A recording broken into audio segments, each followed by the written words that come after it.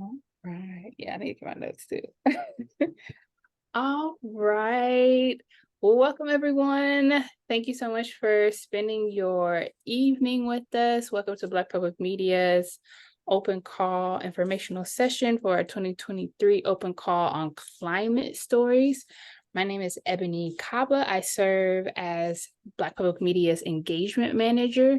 My pronouns are she, her, and I'm calling in, streaming into you from the unceded lands of the Kickapoo, the Tawakani, the Caddo, Wichita tribes and bands. That is Dallas, Texas. And visual description, I am a light-skinned Black woman wearing pink glasses. I have my brown locks, and a ponytail. I have a white shirt on with yellow flowers, and I'm sitting in front of a gradient blue, purple, orange background with our Black Public Media logo. And I'll introduce you to my colleague. Hi, everybody. I'm Kiana Wofford, and I have the privilege of being the Special Programs Manager for Black Public Media. I am coming in from the unceded lands of the Podunk and Pequannock peoples, and that is Windsor, Connecticut. I am behind the same gradient background as Ebony. I'm wearing glasses and I have on a black shirt. I am light-skinned and I have a dark, long brown hair today. All right. We are going to introduce you to some of our other team members.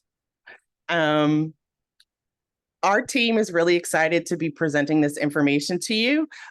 Denise Green is our fearless leader, who's the director of the programs that we have going on at Black Public Media, and she is the driver behind this wonderful call on climate stories. And also part of the team is Carol Bash, who is our program coordinator, who will be joining us later to answer some of your questions that you may have after our presentation.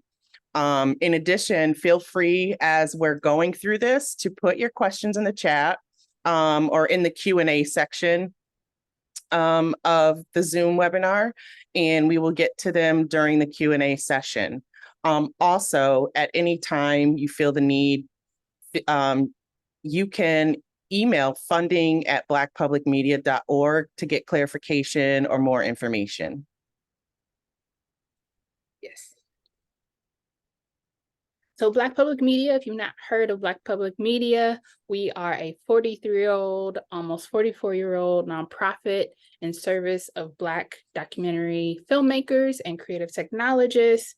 Our mission statement reads as follows: Black Public Media supports the development of visionary content creators and distributes stories about the global Black experience to inspire a more equitable and inclusive future. We work within the public media system, so PBS. Our work is distributed through PBS strands. And so you can learn more about us on our website at blackpublicmedia.org. So I'm going to jump over to the next slide, Kiana. Yes. Okay. So our climate story open call window is September 1st to the 25th of this fall. Applications go live on Friday, the 1st of September, and the deadline is 11:59 Eastern on September 25th. So as you guys know, we are having this call for climate stories, and there's many different subjects and areas that you can focus on. Our programs, director of programs, has done some research and found some themes, and some of the themes that we've uncovered that you want to consider for your story is understanding the crisis, managing crises, climate education, what's being done in the school system and in communities, tackling environmental racism, impacts on health, as well as building sustainability, which may coincide with some climate policies, and most importantly, finding solutions.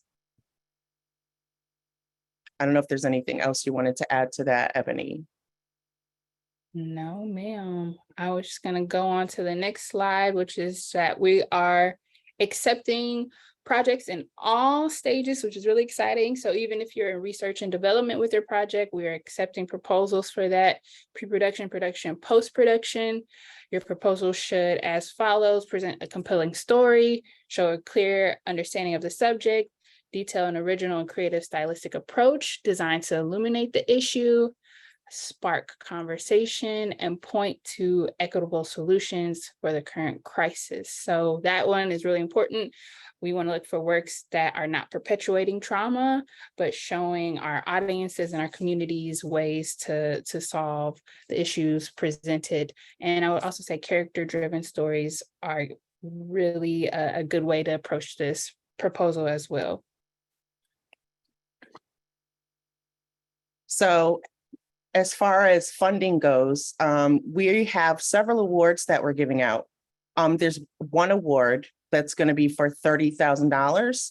And that's for standalone or limited series shorts. And those shorts can be a documentary or scripted. We're also giving 5 awards out for broadcast length programs that are 60 to 90 minutes.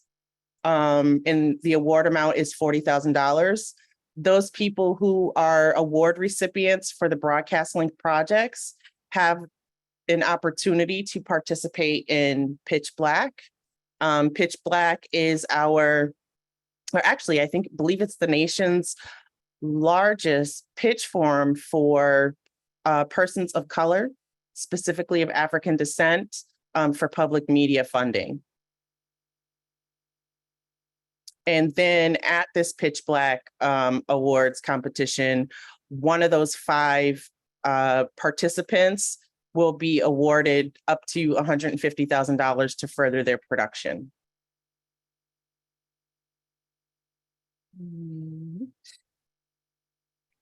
So now, to be eligible to participate in this program, the applicant must be a producer or director and be a U.S. citizen. And it is required that you have 3 years of professional experience producing or directing. Those of you who are part of this session who do not have the 3 years of professional experience, you need to have a senior producer attached to the project so they can provide guidance and support to you creatively and editorially. In addition to this, other eligibility requirements are the creative personnel must include at least one person of color aside from yourself. And you must hold the artistic, budgetary, and editorial control and the copyright of the project you are proposing. There's a few more things on eligibility on the next slide. Also, part of the eligibility is that you must include a video sample for our review panel to evaluate. Depending on what stage your project is in, will determine what type of completed work that we would like to see. Projects in research and development or pre-production, we're asking for a full-length completed work by the applicant. Projects in production, you should include a 10-minute sample of the project that is being submitted. And those projects that are in post-production should have a full-length rough cut or fine cut to be considered. With that said, those projects that are submitting full-length works, you should go ahead and mark the in and out points for the 10 to 15 minutes that you would like the panel to evaluate. In addition, your application must demonstrate that you're able to complete the project within 18 months. Right. As far as project requirements, Understand that this proposal is for public media distribution. One beautiful thing about working with us is you are keeping your copyright, but just keep in mind that your distribution is going to be prioritized for a public media PBS strand distribution. So all projects, we're accepting all projects at all stages of development, as we stated before. And unfortunately, we're not accepting completed films, but there is a potential, if you want to reach out to our funding email, funding@blackpublicmedia.org, that your completed film can be considered for our rolling call. So keep that in mind. And another thing about project requirements, so we are accepting shorts for the 30K grant. The shorts can be scripted or nonfiction, can be a standalone or a docu-series or scripted series, 3 to 5 episodes with that are 20 minutes or less in length. And the broadcast is a broadcast length, as Candace was stating, 60 minutes to 90 minutes. And all creative approaches and storytelling techniques are accepted. So we're looking for experimental, animation, cinema verite, however you want to approach this proposal. We are open and excited to hear your proposals. Before we go on to the key application elements, I see Kima has a question. Your scripted project can be something that's fun or fictional. I just want to reinforce what Ebony said, that all creative approaches and storytelling techniques are accepted. Just make sure that it fits within the 20 minutes or less. But have fun with it, get creative, do your thing.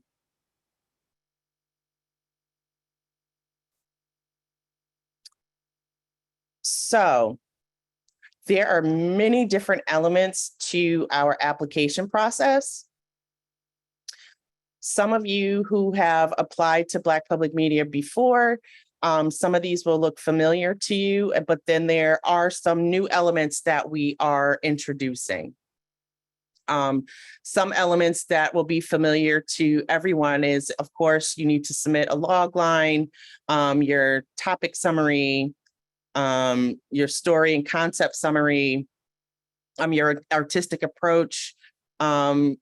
Just elaborate a little bit more on what you envision, how that looks like, as well as where you are in your project stage and timeline. So if you're in the research and development phase, go ahead and just give us a bulleted list of dates on how you see yourself moving the project forward. If you're in post-production, what is your timeline for getting it to the finish line with the funds that you're applying for?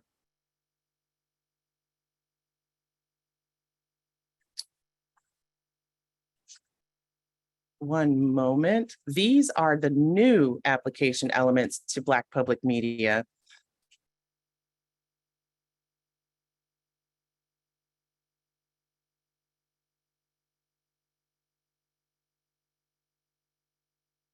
Give me 1 second.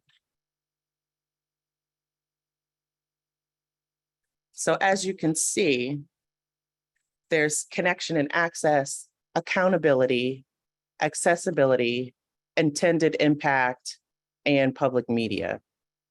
I just want to take a few minutes to just talk about each one of these a little bit more in detail. When we're talking about connection and access, what we're really asking is, what is your availability or connectability to the participants, community, and location for your story? Do you have access to archives or any other leaders in the community? And the other thing we would want to know is, why do you want to tell this story, and why are you the best person to tell this story? Regarding accountability, I want to make sure that you guys are describing your relationship to the participants or community being filmed, which would include consent, transparency, feedback, or any other steps being taken to ensure that those involved in your film that are featured in your film have agency in the filmmaking process. If you feel like accountability is not relevant to your project, we would like you to briefly explain why. In regards to accessibility, we want to learn more about what are your plans to make the film accessible for those with different abilities, whether they're deaf or blind, have low vision, or are physically disabled or neurodiverse. Like how are those people incorporated into your crew or part of your characters in the story? Also, what do you plan to do to make your film accessible to these audiences? One thing I also want to note, when you are talking about accessibility, when it comes to the budget, you want to make sure that those costs are reflected in the budget that you submit. So some of those costs can include captions, audio descriptions, transcripts. I know it's a lot of information and we're going through this relatively quickly, but there's a few sites that I wanted to bring to your attention that one of my colleagues is going to put in the chat. Raindance.org has a great resource on how filmmakers can prioritize accessibility in film. Another website that we recommend is respectability.org. They have a great resource page. And then forwarddoc.org is another site that you can look into to get more information for accessibility. Regarding the next bullet point is intended impact. Right, you guys are spending all this time and energy making this film, putting your blood, sweat, tears, and cheers into this work. We want you to be able to articulate your vision for the influence and impact that you are hoping your film will have on the community, policies, participants at large, whether it's social, cultural, political, or otherwise. Give us a little bit more information about what that looks like, including in both the production and distribution phases. And speaking of distribution, one of the important questions that we ask is, why do you think public media is the best platform for your story? These funds are solely for public media distribution, so we want to make sure that you've put some thought and consideration into why public media is the best platform for your story to get out to our communities.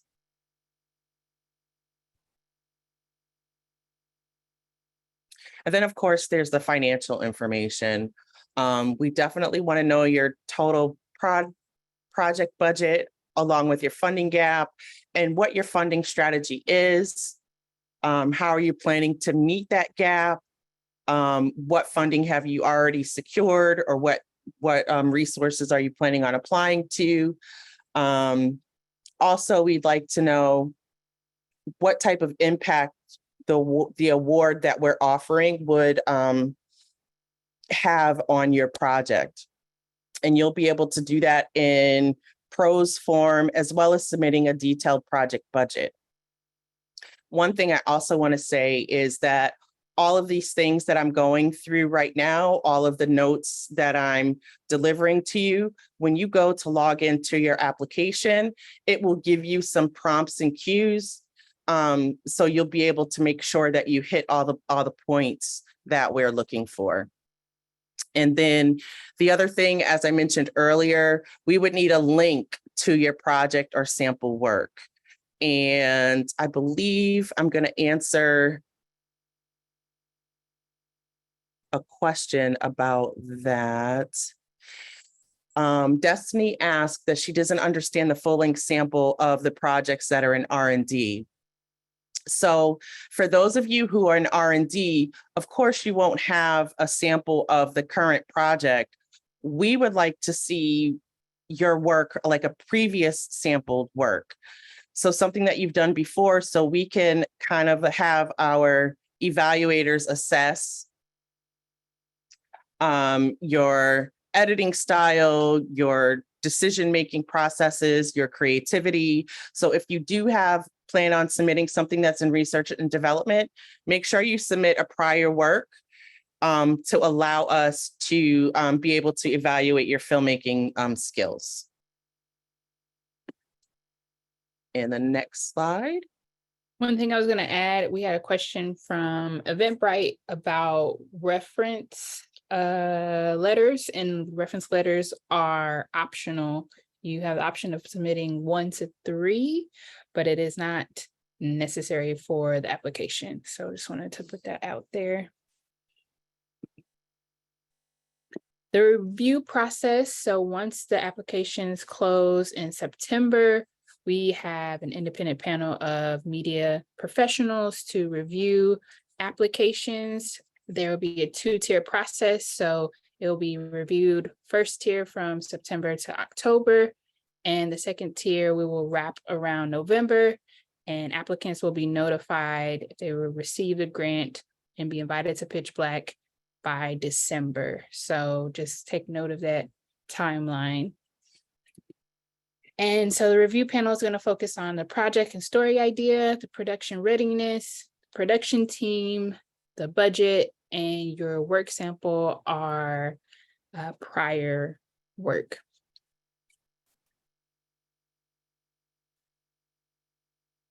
So that gives us a brief overview of the key elements of our application. As you know, it's going to go live September 1st, and you'll have 3 weeks before the 25th, which is the deadline.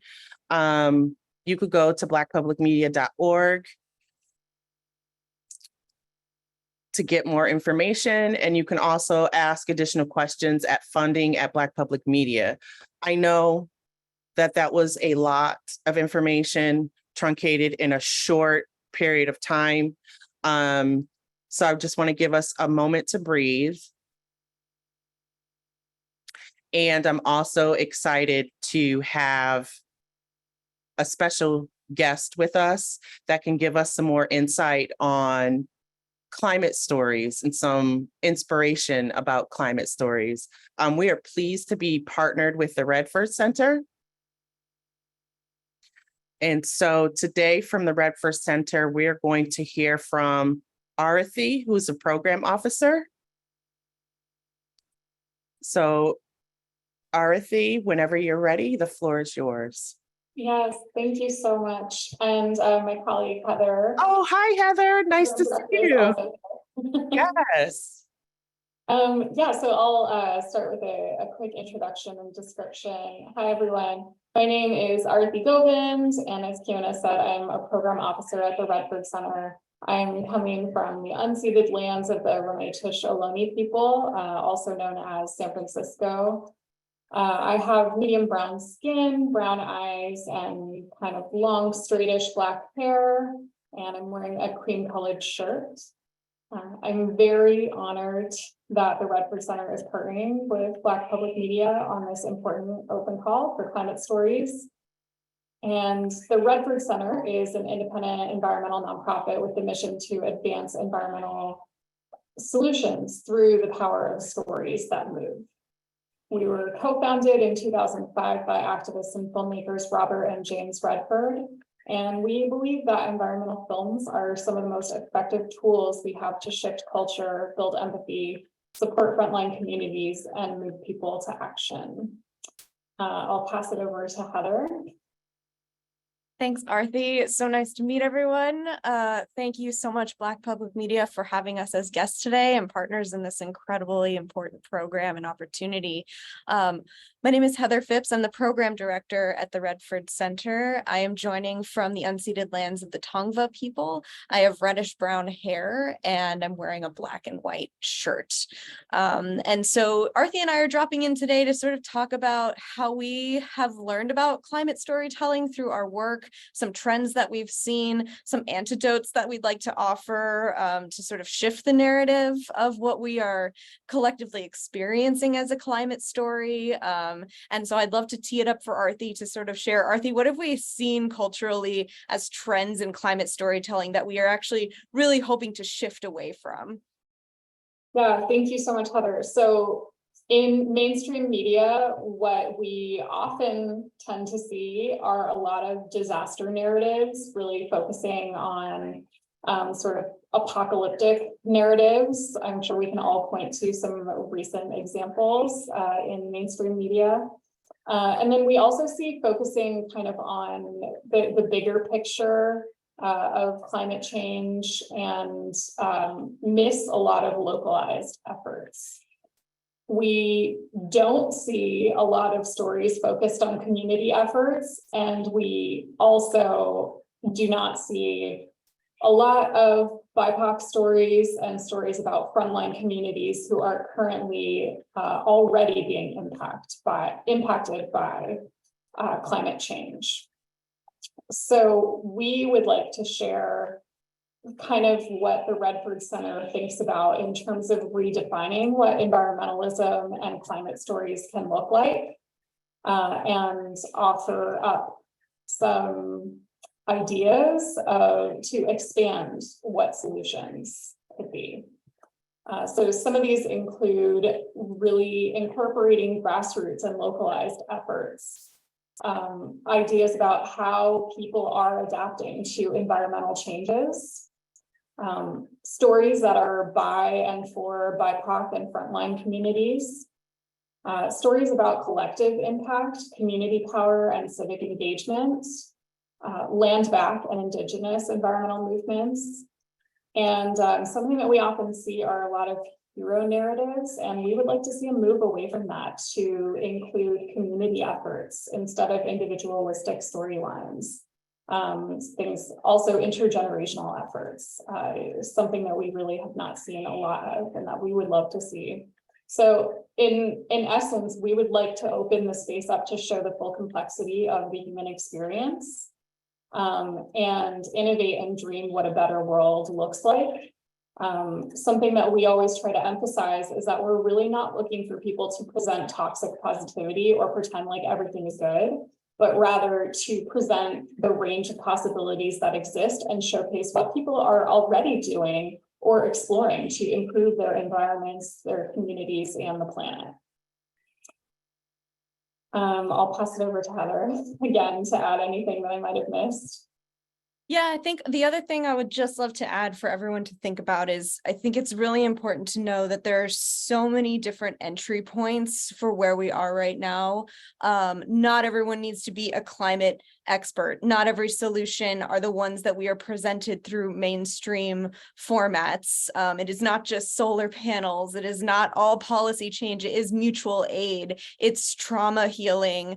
It is shared experiences and the full complexity of what it means to be facing a global challenge together and coming at it from many different perspectives and solution sets and trying to find the best way forward together. And I think most importantly, leaving people with a feeling of what they can do and how we can either use your story example or leave us with something that we can feel actionable or we can feel is a template for how we can show up with one another. And so in telling climate stories, you don't need to be a climate expert and it doesn't need to be a climate disaster. It can be a human experience of what it feels like to be living right now where climate change is affecting all of us, all of our lives, all of our workplaces, all of our communities.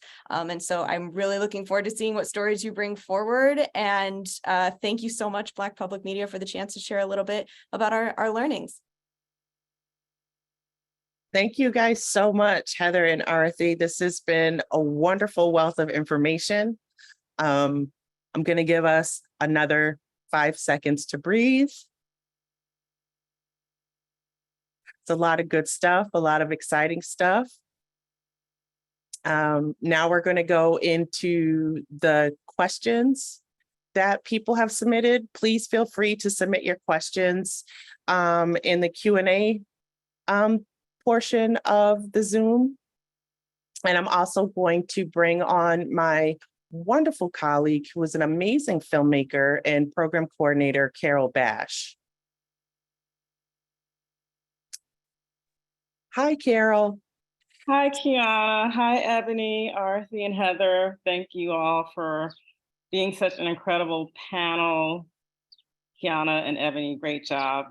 I'm Carol Bash. I'm the program coordinator at Black Public Media, and I'm coming from the unceded lands of the Kitchewank peoples, which is Peaksville, New York. I am light brown skin. I'm wearing glasses. I have an afro, and I'm sitting in front of a full-size window and a beige wall. So good evening. And I, as a program coordinator, basically support the programming initiatives such as Open Call and Pitch Black. And if you are awarded funding, you will be interfacing with me pretty much directly as far as getting your deliverables and all of your paperwork moving down the pipeline so you can get paid. So I'm here just to support Ebony and Kiana and any questions that come our way that I can help to illuminate. So. Well, we have a couple of questions in the chat that I would like to have you answer. This question is from Maj. I hope I'm pronouncing your name right. Or is it Maj? Maj. They would like to know, could you throw a little bit more light on accountability? And because that's a new element to the application. And what does having agency in the filmmaking process mean for the subjects in the film, especially if it's a documentary? Okay, that's a great question, Maj. And this is actually something that's been coming into the documentary field discussions fairly recently, because there are, in feedback from certain impact organizations, in reaching out to the subjects of documentary films, the subjects or the characters sometimes feel that the filmmaker comes in, the film is in production, and then once it's done, the filmmaker and their team kind of move on. And so sometimes characters and your interview subjects might feel that they've been left behind. And so what we're asking for is, how are you going to include the subjects and your interviewees into the process of your filmmaking? Not that you're giving editorial control to these people, you're not doing that, but so that they feel that they're not Extractive, right? So what happens when your film is done? You know, how are you going to come back to them and sort of make them feel that they weren't forgotten? Or as you're making the film, how are you talking to the community and these people, your subjects basically, so that they feel that they're a part of and involved and valued, basically. So we want to hear how you're thinking about not just creating your film, but how are you incorporating and making the subjects of your film feel wanted? Because basically they're giving their life story and their time and their effort to help you tell the story. And so we want everybody to sort of feel included in the process in a way that's valid to your filmmaking style. There's another question here about funding and the length of time that it's available for public media distribution. Carol, can you speak to how many years that Black Public Media will have the licensing for the projects that are awarded funding?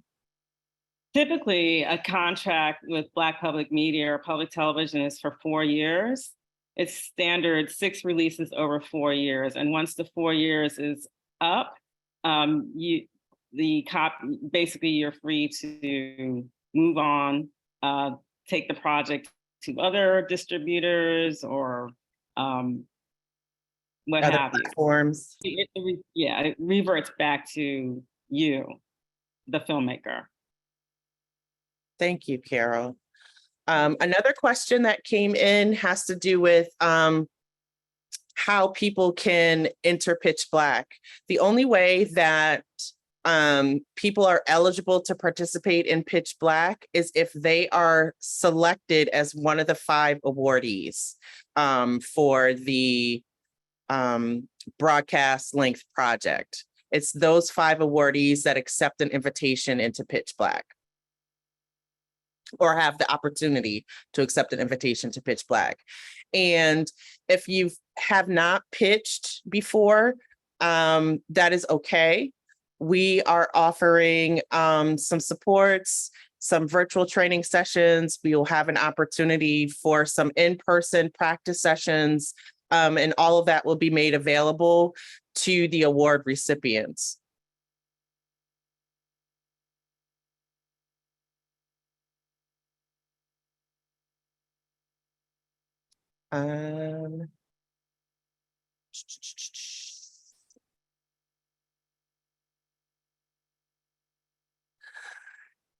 Milo asked a couple of questions. I see one here. What is the page limit for scripted shorts?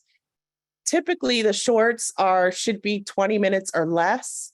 If you are doing a script, typically it's a minute a page. So I would say around 20 pages, that would be the page limit.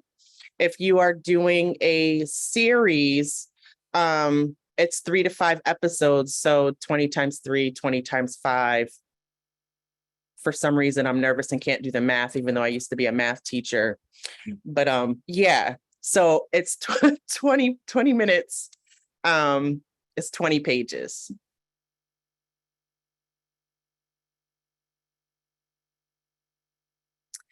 And then to follow up on that, if the project is a series, how long should each episode be?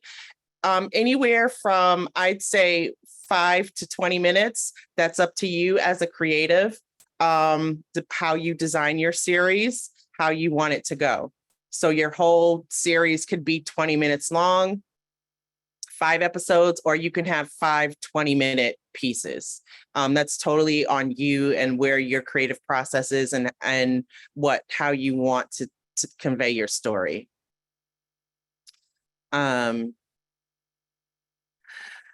Destiny asked a question about net revenues.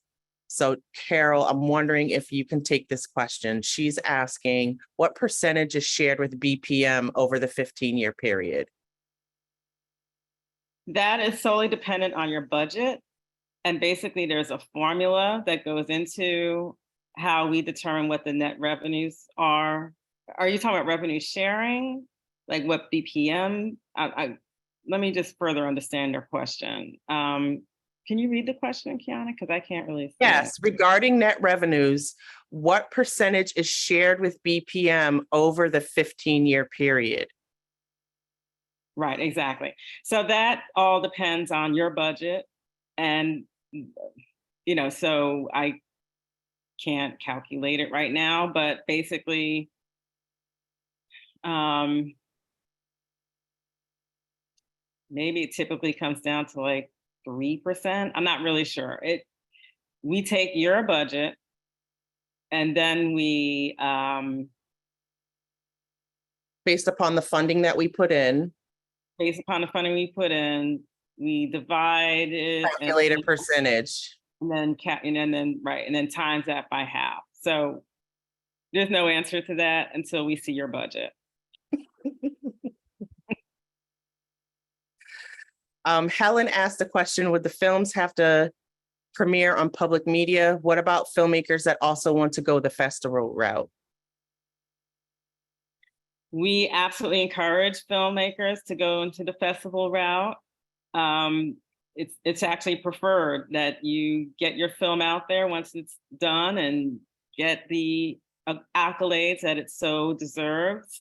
We work with film festivals the film festival circuit has really no bearing or competition with an agreement with Black Public Media. All of our many filmmakers go to the film festival circuit and then get an agreement with Black Public Media, or have an agreement with Black Public Media as they're going into the film festival circuit. So please do submit your films. I see the little heart. Thank you. Welcome. Typically, there are projects funded by Black Public Media shooting in the US. Oh, sorry, I'm reading this wrong. Are there projects funded by Black Public Media shooting in the US, or can they be shot overseas, especially if the story happens there? So basically, are we looking for national stories, international stories? Like, what type of projects can our applicants submit? We will look at stories shot all over the world as long as the applicant is a US citizen. It doesn't really matter where the story is. But I would also carefully consider what we have been talking about all evening regarding climate, and where we're looking for those stories and what those stories should touch on.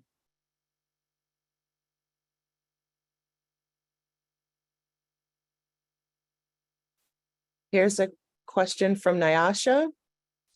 If the film will be in development, but has a deliverable, i.e. work in progress, proof of concept to a small funder, can the development funds granted by BPM also be used for early production?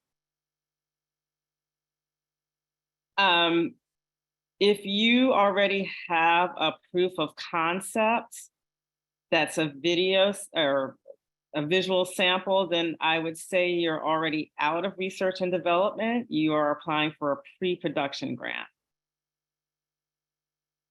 Mm-hmm. So you should basically check mark that you're in pre-production, you're not in research and development anymore. You've moved on from that phase. Oh, the deliverable will be for June 2024. That's a follow-up to Nyasha's question. She has something in development to a small seed funder for June 2024. So she's wondering, can development funds be granted? Yes, and it would still, I think, to clarify, I think it would still be considered pre-production funding, not research and development funding. Right, because your funding, your award would go towards pre-production. So and you would explain all that in your proposal. Mm-hmm. You would say, currently the project's in pre-production, but whatever what your question was, you're going to put that in the proposal, and therefore we're going to understand that really you're looking towards getting funding for pre-production. We've got a couple more questions left. Kima asks if we want a reel of our work or to look at one project we've done as proof of concept. We would prefer one project, not a reel of your work. We want to be able to sit for, or have our esteemed review panels sit and look at a chunk of work to see how you put pieces together, what arc is being shown, how you make your cuts to demonstrate your storytelling capabilities. So do not submit a reel of different pieces, submit one piece. And yes, Khalif, in the online application, there are definitions that are available for the key elements.